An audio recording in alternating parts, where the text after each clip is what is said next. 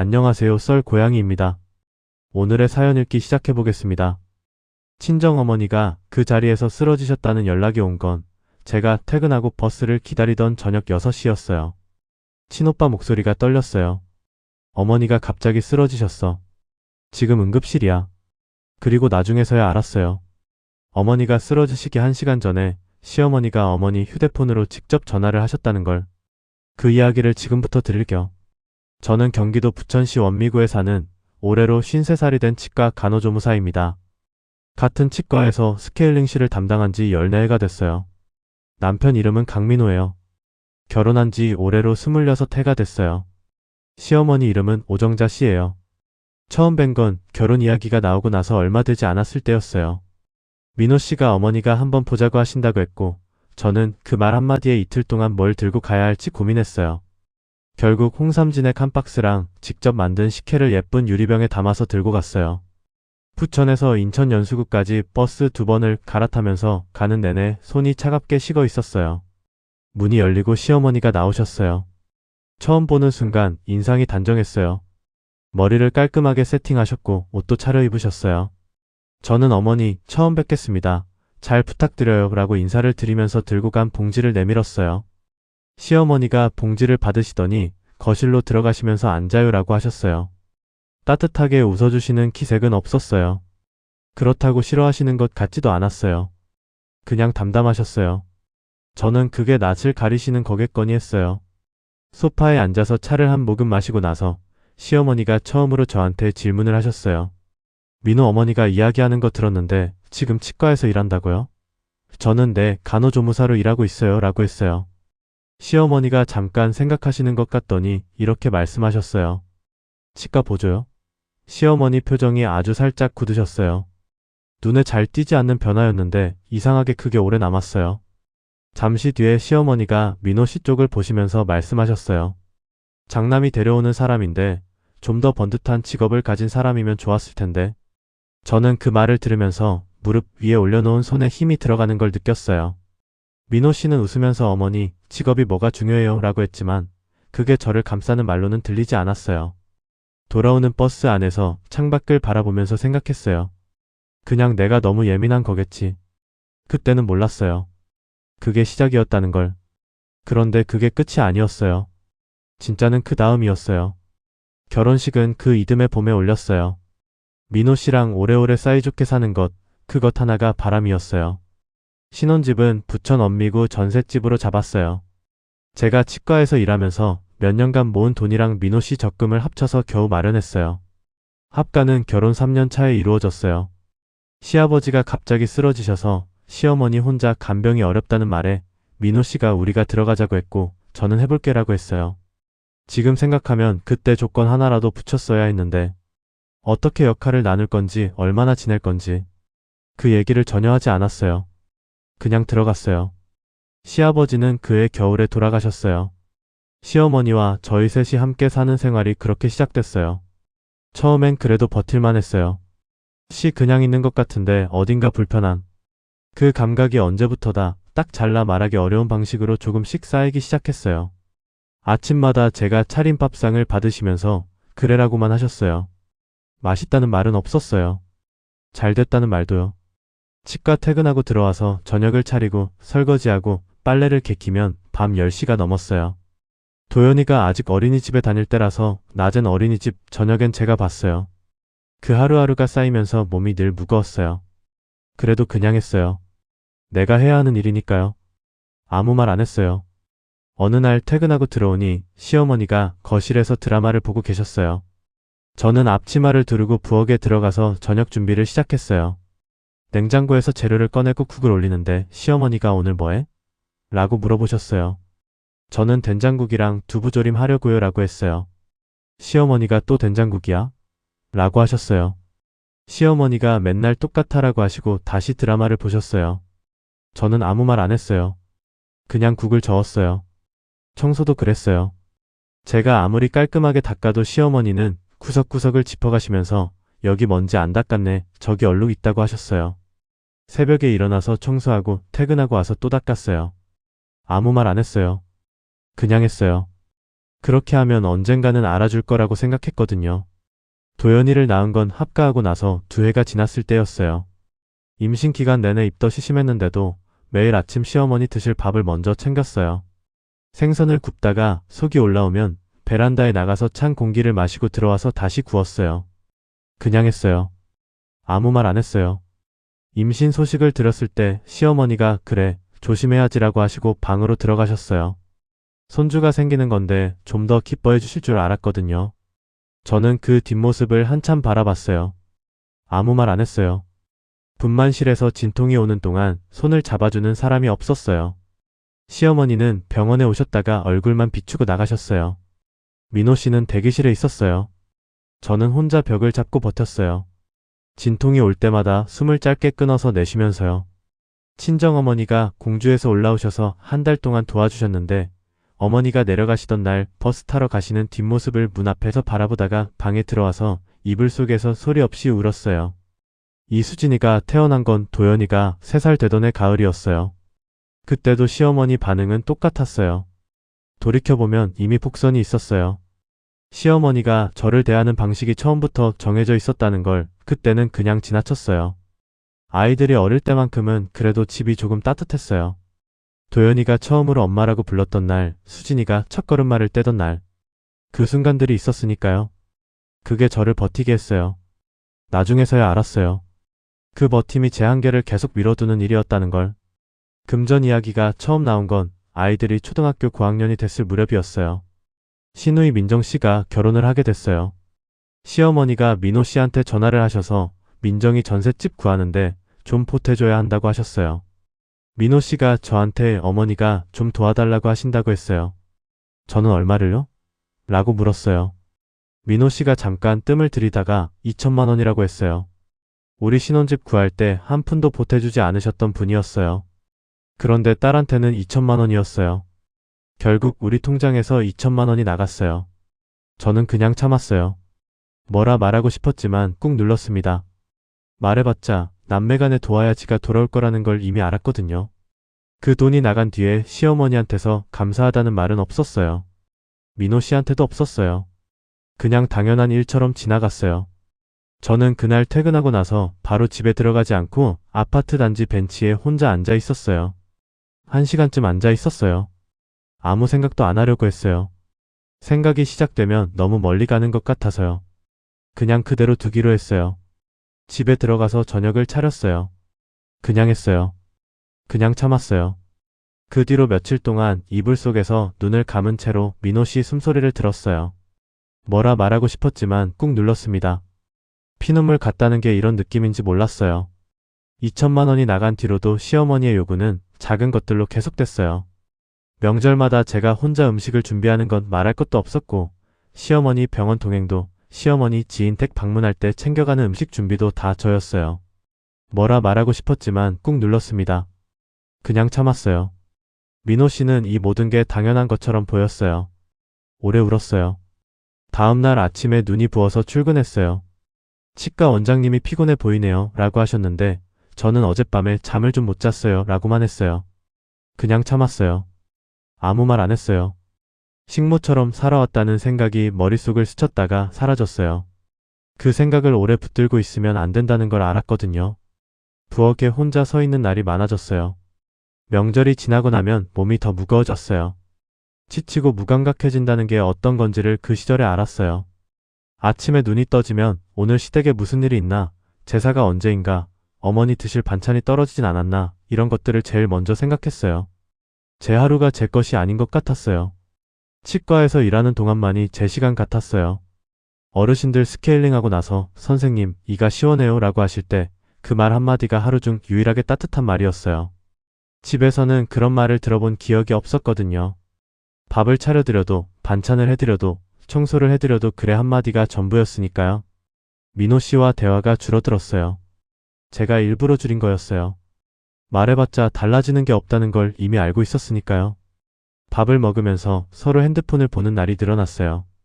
그게 싸우는 것보다 덜 소모되는 것 같았어요. 이불 속에서 소리 없이 우는 날이 예전보다 더 자주 있었어요. 나중에서야 알았어요. 그게 무감각해지는 과정이었다는 걸. 한계가 온 건 올해 봄이었어요. 친정아버지 어머니 결혼 50주년이 되는 해였어요. 금혼식이었어요. 저는 몇 달 전부터 혼자 준비를 했어요. 매달 조금씩 다른 통장으로 옮겨두었어요. 아이들 학원비 아끼고 제 옷도 몇 해째 새로 사지 않으면서 모은 돈이었어요. 50년이에요. 부모님이 같이 살아오신 50년. 아버지는 읍내 철물점에서 허리가 굽도록 일하셨고 어머니는 밭일하면서 우리 5남매를 키우셨어요. 저는 그 두 분한테 제대로 된 선물을 드린 적이 거의 없었어요. 결혼하고 나서 시댁일에 치이다 보니 친정에 빈손으로 가는 날이 더 많았거든요. 이번만큼은 제대로 해드리고 싶었어요. 동남아 패키지 여행으로 잡았어요. 일주일짜리였어요. 부모님 두 분이 생전 처음으로 비행기를 타시는 거였어요. 예약 확인서를 프린트해서 어머니한테 보내드렸어요. 어머니가 그걸 받으시고 전화하셨어요. 은미야, 이게 진짜야? 저는 진짜예요. 어머니라고 했어요. 전화기 너머로 어머니 목소리가 달라지셨어요. 우리 딸이 이걸 해줬어? 저는 그 목소리를 듣는데 눈이 뜨거워졌어요. 한참 있다가 어머니 꼭 잘 다녀오세요 라고만 했어요. 그것만으로 다 됐어요. 그 준비를 하는 몇 달 동안 시어머니한테는 아무 말도 하지 않았어요. 민호 씨한테는 친정 부모님 여행 보내드리려고 해요 라고 짧게 말했어요. 민호 씨가 우리 돈으로? 라고 물었어요. 저는 내 통장으로요 라고 했어요. 민호 씨가 얼마나? 라고 물었어요. 저는 금액을 말했어요. 민호 씨가 잠깐 말이 없다가 그래라고 했어요. 그게 전부였어요. 출발 전날이었어요. 부모님이 다음날 아침 일찍 인천공항으로 가셔야 하는 날이었어요. 저는 퇴근하고 집에 들어와서 저녁을 준비했어요. 시어머니가 거실에 계셨어요. 저는 밥을 다 차리고 나서 시어머니 방으로 들어가서 어머니 밥 드세요 라고 했어요. 시어머니가 손에 핸드폰을 들고 계셨어요. 응, 알겠어 라고 하셨어요. 저는 그냥 나왔어요. 그게 그날 저녁이었어요. 그 뒤에 무슨 일이 있었는지 저는 그날 밤에는 몰랐어요. 다음날 오전이었어요. 치과에서 점심 전 진료 준비를 하고 있는데 오빠한테서 전화가 왔어요. 은미야, 어머니가 지금 응급실이야. 손에 들고 있던 트레이가 기울었어요. 내용물이 쏟아질 뻔했어요. 왜요? 무슨 일이에요? 오빠 목소리가 낮게 떨렸어요. 어머니가 어젯밤에 전화를 받으셨는데 그 통화 끝나고 나서 갑자기 가슴이 답답하다고 하시더니 주저앉으셨어. 지금 큰 이상은 없는데 검사 중이야. 저는 원장님한테 양해를 구하고 바로 치과를 나왔어요. 버스 정류장에 서는데 다리가 이상하게 무거웠어요. 버스 안에서 오빠한테 다시 전화했어요. 어머니한테 전화가 왔다고 했는데 누구한테서요? 오빠가 잠깐 말을 멈췄어요. 뭔가를 망설이는 것 같았어요. 민호 어머니한테서. 저는 그 말을 들으면서 버스 창문에 이마를 기댔어요. 눈을 감았어요. 무슨 말을 하셨는데요? 오빠가 조심스럽게 말했어요. 어머니가 통화 내용을 저한테 그대로 다 말씀은 안 하셨는데 은미 남편 어머니가 우리 아들 등골 빼서 가는 여행 재밌으시냐고 했다는 말은 하셨어. 저는 그 자리에서 아무 말도 못했어요. 버스가 정류장을 하나 지나쳤어요. 버스 안이 흔들렸는데 저는 안 흔들리는 것 같았어요. 아무 소리도 안 들리는 것 같았어요. 그냥 그 문장이 머릿속에서 같은 자리를 맴돌았어요. 우리 아들 등골 빼서 가는 여행. 제 돈으로 제 부모님 보내드린 여행이었는데 민호 씨 월급에서 한 푼도 안 쓴 여행이었는데 몇 년 동안 월급을 조금씩 떼어서 모은 돈이었는데 버스에서 내려서 병원까지 걷는 동안 발이 제대로 땅에 닿는 것 같지 않았어요. 그 말을 누가 어디서 어떻게 어머니한테 전달했는지 아세요? 저는 그 자리에서 한동안 움직이지 못했어요. 병원 응급실에 도착했어요. 어머니가 침대에 누워 계셨어요. 얼굴이 창백하셨어요. 저를 보시더니 손을 뻗으셨어요. 저는 그 손을 두 손으로 잡았어요. 따뜻했어요. 은미야, 엄마가 걱정할까봐 말 안 하려고 했는데 저는 다 알아요. 어머니라고 했어요. 어머니가 저를 한참 보셨어요. 그분이 많이 그러셨어? 거기서. 저는 대답하지 않았어요. 어머니 손을 꼭 쥐고 그냥 있었어요. 눈물이 나려고 해서 눈을 깜빡였어요. 닦지 않으려고 버텼어요.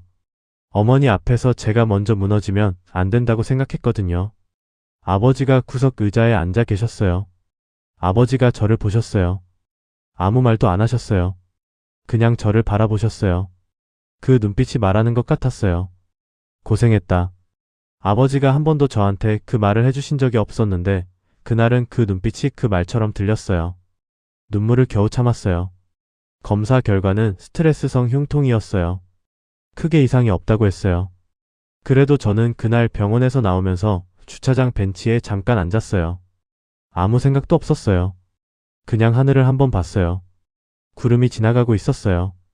그 구름을 보면서 한 가지 생각을 했어요. 내 어머니가 이 나이에 결혼 50주년 여행 가기 하루 전날 며느리 시어머니한테 그런 전화를 받고 쓰러지셨어요.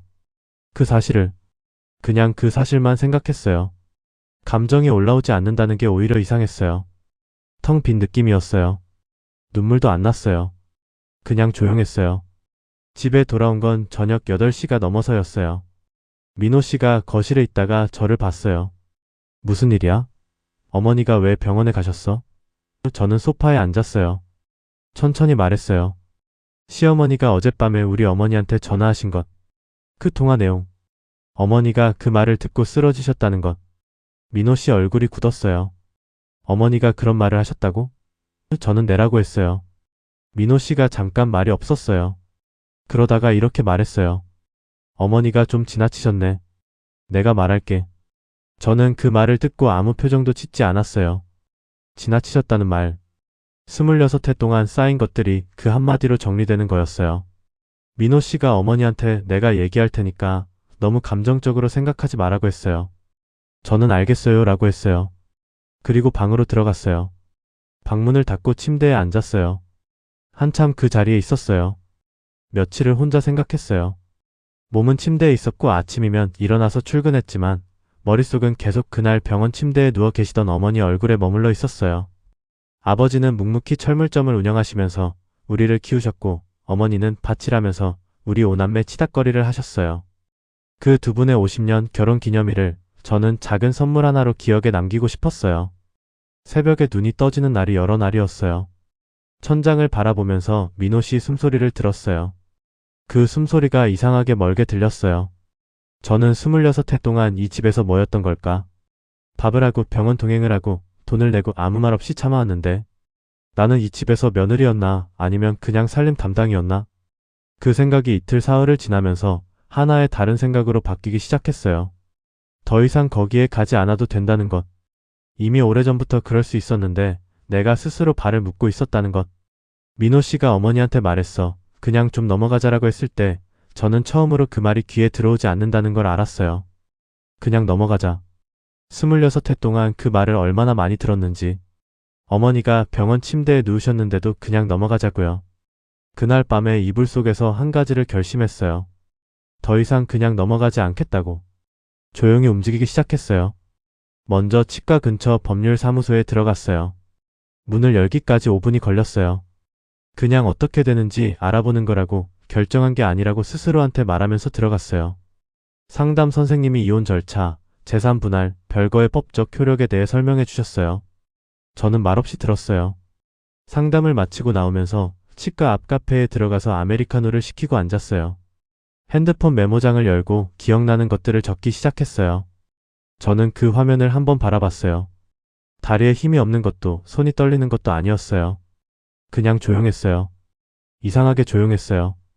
그로부터 일주일이 지났어요. 부모님 여행은 그대로 다녀오셨어요. 공항에서 어머니가 저한테 전화하셔서 비행기 탔어. 은미야라고 하셨어요. 그 목소리가 떨렸어요. 기쁜 떨림이었어요.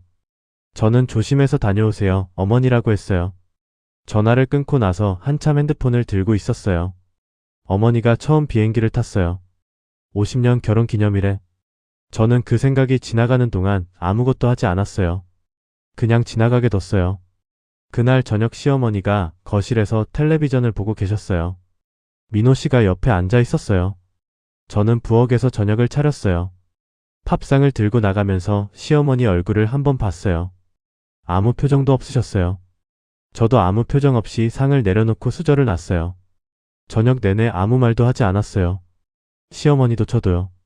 그런데 그 침묵이 예전이랑 달랐어요. 예전엔 제가 눌러서 생기는 침묵이었는데 그날은 제가 결정해서 유지하는 침묵이었어요. 그 차이를 저는 알았어요. 사흘 뒤였어요. 저는 퇴근길에 치과 근처 조용한 카페 구석자리에 앉았어요. 창밖으로 퇴근하는 사람들이 오가고 있었어요. 저는 핸드폰을 들고 시어머니 번호를 찾았어요. 연락처를 누르는 손이 이상하게 떨리지 않았어요. 통화 버튼을 눌렀어요. 연결음이 3번 울리고 나서 시어머니가 받으셨어요. 은미야? 평소랑 목소리가 같았어요. 저는 말했어요. 어머니, 저 드릴 말씀이 있어요. 시어머니가 응? 하셨어요. 저는 천천히 말했어요. 저 앞으로 며느리 노릇 안 할 거예요. 시어머니가 잠깐 침묵하셨어요. 무슨 소리야, 갑자기. 저는 말했어요. 갑자기가 아니에요, 어머니. 저 오래됐어요. 시어머니 목소리가 달라졌어요. 야, 며느리가 며느리 노릇을 안 한다는 게 말이 돼? 민호한테 전화할 거야, 지금. 저는 그러세요 라고 했어요. 시어머니가 잠깐 말이 없으셨어요. 뭔가 더 하실 말이 있는 것 같았는데 저는 기다리지 않았어요. 어머니, 저 친정어머니가 병원에 입원하셨던 거 아시죠? 출발 전날 전화 받으시고요. 전화기 넘어가 조용해졌어요. 그 일에 대해서 친정어머니한테 직접 사과하시면 그때 다시 생각해 볼게요. 시어머니가 야, 내가 왜 사과를이라고 말씀을 시작하셨어요. 저는 말했어요. 어머니, 저 이만 끊을게요. 그리고 전화를 끊었어요. 카페 창밖으로 저녁이 지나가고 있었어요. 저는 커피 잔을 두 손으로 감쌌어요. 따뜻했어요. 손이 떨리지 않았어요. 이상했어요. 26회 동안 한 번도 하지 못한 말을 방금 했는데 손이 떨리지 않았어요. 그냥 조용했어요. 바람 빠진 것처럼 가벼운 느낌이었어요. 집에 돌아오니 민호 씨가 이미 시어머니한테 전화를 받은 것 같았어요. 표정이 굳어 있었어요. 어머니한테 무슨 말을 한 거야? 저는 소파에 앉으면서 말했어요. 내가 한 말 그대로예요. 이제 이 집 식모 노릇 안 하겠다고요. 민호 씨가 그게 말이 돼? 명절은 어떻게 하고 어머니가 아프시면 어떻게 하고. 저는 민호 씨를 봤어요. 민호 씨가 하면 돼요. 나는 안 하는 거예요. 민호 씨가 목소리를 높이려다가 멈췄어요. 저는 조용하게 다시 말했어요. 민호 씨, 우리 어머니가 병원에 입원하셨어요. 어머니 댁 출발 전날 저녁에 전화 한 통 받고서요. 그 일에 대해서 민호 씨 어머니가 친정어머니한테 사과하시면 나도 다시 생각할게요. 민호 씨가 말이 없었어요. 저도 말이 없었어요. 그 침묵이 꽤 오래 이어졌어요. 민호 씨가 방으로 들어갔어요. 저는 부엌에 가서 물을 한 잔 마셨어요. 괜찮았어요. 그 뒤로 2달이 지났어요. 시어머니는 사과를 하지 않으셨어요. 전 아무것도 하지 않았어요. 명절이 한 번 있었어요. 민호 씨가 뭔가를 말하려는 것 같았는데 그게 전부였어요. 시어머니가 민호 씨를 통해 말씀을 전하신 적이 한 번 있었어요. 왜 갑자기 저러냐, 내가 뭘 잘못했냐고 하셨대요. 저는 민호 씨한테 말했어요. 민호 씨, 나는 갑자기가 아니에요. 민호 씨가 아무 말도 하지 못했어요. 그게 맞는 말이라는 건 민호 씨도 알고 있었어요. 민정 씨를 통해서도 한 번 말이 왔어요. 어머니가 은미 언니한테 미안하신 것 같아요, 언니. 저는 짧게 답했어요. 그 마음이 있으시면 직접 하시면 돼요. 그게 전부였어요. 미안하다는 말을 들어서 감동받을 마음이 없었어요. 그분이 저한테 마음이 생긴 게 아니라는 걸 알았거든요. 이제 제가 만만하지 않다는 걸 아신 거예요. 그 차이를 저는 알아요. 26회가 지나고 나서야 알게 됐지만 이제는 알아요. 지금 저는 여전히 부천 언미구 아파트에 살고 있어요. 여전히 새벽에 일어나서 치과로 출근해요. 스케일링 의자를 세팅하고 환자분들 오시면 안내하고 치료 마치고 나가시는 분들한테 오늘 수고하셨어요 라고 인사해요. 그 하루하루가 특별히 달라진 건 없어요. 그런데 아침에 눈을 뜰 때 느낌이 달라요. 예전엔 눈을 뜨면 어머니 드실 반찬이 떨어지진 않았나 이런 것들을 먼저 생각했어요. 지금은 그 생각들이 없어요. 아이들 이야기를 생각하고 오늘 치과에서 어떤 환자분이 오시는지 생각해요. 아무한테도 허락받지 않아도 되는 아침이에요. 친정어머니는 잘 지내세요. 여행 다녀오신 뒤로 아버지랑 사이가 더 좋아지셨다고 했어요. 두 분이 나란히 앉아서 찍으신 사진을 보내주셨는데 아버지 얼굴이 환했어요. 저는 그 사진을 핸드폰 배경화면에 뒀어요. 매일 아침 그 사진을 보면서 출근해요. 민호 씨와 저는 지금도 같은 집에 살고 있어요. 많은 이야기를 나누지는 않아요. 예전엔 그 침묵이 저를 짓눌렀는데 지금은 달라요. 내가 선택하고 있는 거니까요. 시어머니가 언제쯤 사과를 하실지 혹은 영영 안 하실지 저는 모르겠어요. 중요한 게 아니에요. 저는 이미 결정했고 그 결정은 그분이 어떻게 하시든 변하지 않아요. 26회 동안 저는 이 집에서 뭔가를 기다렸어요. 알아줄 거라고, 달라질 거라고. 이제는 기다리지 않아요. 기다림을 끝낸 사람한테는 기다림이 끝났다는 것 자체가 이미 시작이거든요. 손이 아직도 거칠어요. 치과 일을 오래 하다 보니까요. 그래도 괜찮아요. 이 손으로 만든 밥을 먹고 자란 아이들이 있어요. 이 손이 핸드폰 통화 버튼을 눌렀어요. 그것만으로 충분해요. 오늘 긴 이야기 끝까지 들어주셔서 진심으로 감사합니다. 이 이야기를 꺼내는 게 쉽지 않았어요. 근데 꺼내고 나서 조금 가벼워졌어요. 저처럼 오래 참아오신 분들이 계신다면 참는 것도 선택이지만 멈추는 것도 선택이라는 걸 말씀드리고 싶었어요. 오늘도 채널을 찾아주셔서 고마워요. 구독과 좋아요는 이런 이야기를 더 많이 전할 수 있는 힘이 돼요. 댓글로 여러분 이야기도 남겨주시면 다 읽겠습니다. 다음에 또 찾아올게요.